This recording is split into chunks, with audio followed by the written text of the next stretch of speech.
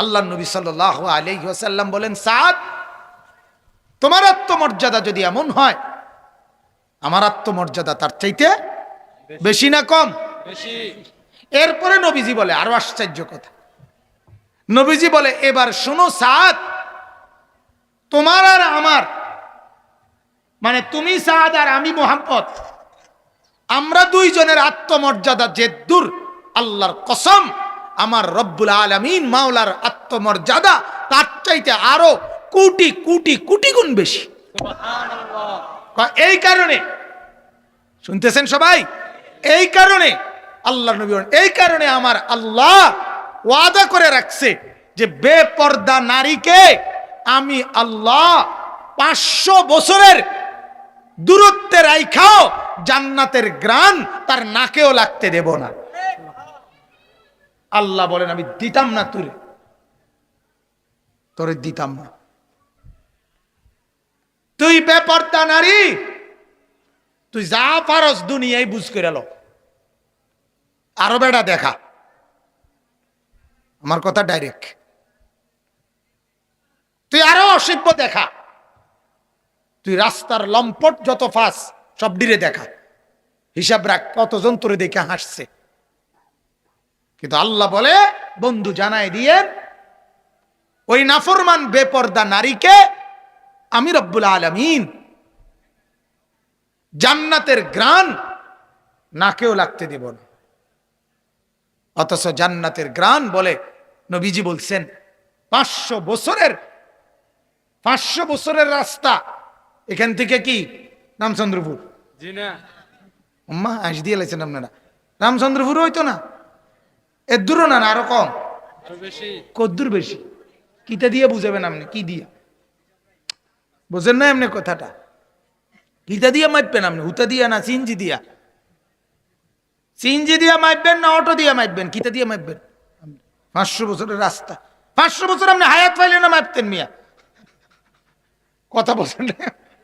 500 বছরের রাস্তা মাপতে আপনিও তো 500 বছর হেমাতার যাইতে হইব, তো আপনি যাবেন কেমনে হেমাত?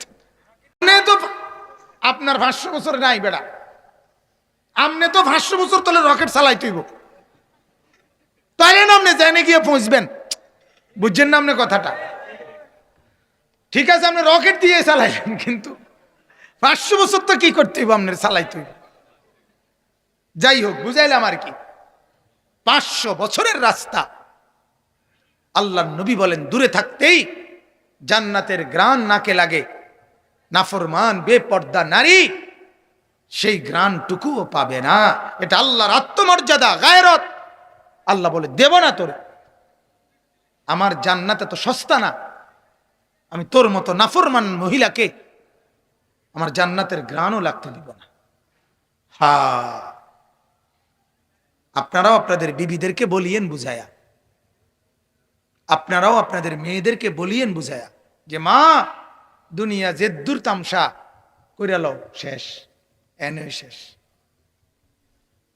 বিবিরে বলে নাও, বউ যে দূর ফারো বেডি চাইয়া রং, নাটক, সিনেমা, টেলিভিশন, নর্তকীর নাচ, যা পারো আরো ভালো মতে, দরকার হলে ভাত কম খাও, নাস্তা খানা বন্ধ করে দাও, এক বেলা খানা কমাইয়া টেলিভিশন সাউন্ডের মাত্রা বাড়াইয়া দাও, কারণ দুনিয়াই যা শেষ, এখানেই ভোগ করেছে। আমার মনে আছে, আমি একবার এক জায়গায় দুপুরবেলা দাওয়াত খাইতে গেছিলাম, যে ঘরের সামনের রুমে ভাত খাইছি ওই ঘরে টেলিভিশন, তো খানার পরে বাহিরে বেসিন, হাত ধোয়ার, তো আমরা সবাই বাহিরে গেছি, হাত ধুইতাম। তো বাড়িওয়ালা আবার আঙ্গুর না কি জানি মনে খাওয়াইবো, আবার ডাকছে, ভিতরে আইতাম, কইছে আমার, আমি ভিতরে আবার হাত ধুইয়া ভিতরে ওই রুমে, যে রুমে খাইছি, আবার ঢুকে আইতে চাইতেছি, দেখছি ঢুকতে ঢুকতেই বেডি, ঘরের বেড়ার বউ দিছে দৌড়। আবার মানে এই ফাঁকে 5 মিনিট বা 3 মিনিট কদ্দুর টেলিভিশন চাইছে বেডি। বিশ্বাস করেন হুজুর, আমার মতো এত বড় হুজুরের সামনে মিশা কথা কম যেত না। মানে ওই যে বেড়ির কলজাটার মধ্যে কি নাই, সুখ নাই তো দুঃখ, ভাতটা যে খাবাইতে আছে মনে বিষ খাবাইতে আছে, যে হুজুর কোন সময় কি খাইয়া যাইব, বাকিটা চাইতো বিল্লাহ। আশ্চর্য, আমার চোখে দেখা মিয়া। এই 2-3 মিনিটের লেগে বেড়ির আবার কত সাইয়া গেছে, আবার বন্ধ করে দিচ্ছে তো।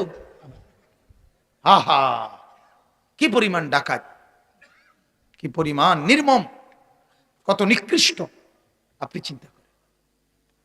এজন্য বলতেছিলাম আসলে এটা গায়রত, আত্মমর্যাদার ব্যাপার। আত্মমর্যাদা, রিজিক, খাবার, সেটা বিরিয়ানি হোক, খিচুড়ি হোক, যাই হোক, এটা আত্মসম্মানের ব্যাপার। আমার জন্য রিজিক যদি বরাদ্দ থাকে, আমি মাটির তলে গেলেও খাইতে হবে আমার। কথা বলেন না? আল্লাহর নবী সাল্লাল্লাহু আলাইহি ওয়াসাল্লাম বলেন, ওয়াল্লাহি লান ইয়ামুতা নাফসান হাত্তা তাস্তাকমিলা রিজকাহা। আল্লাহর নবী বলেন, আল্লাহর কসম, একটি নফস, একটি প্রাণ মরবে না ততক্ষণ পর্যন্ত তার জন্য বরাদ্দকৃত রিজিক পূর্ণ না করে, আল্লাহর নবী বলেন, কসম করছি উম্মত কেউ মরবে না রিজিক না খাইয়া, রিজিক পূর্ণ না করে। এটা নবীজির হাদিস, আল্লাহর নবী সাল্লাল্লাহু আলাইহি ওয়াসাল্লামের হাদিস। ইন্নার রিজকা লা ইয়াতলুবুল আবদা কামা ইয়াতলুবু আজালুহু।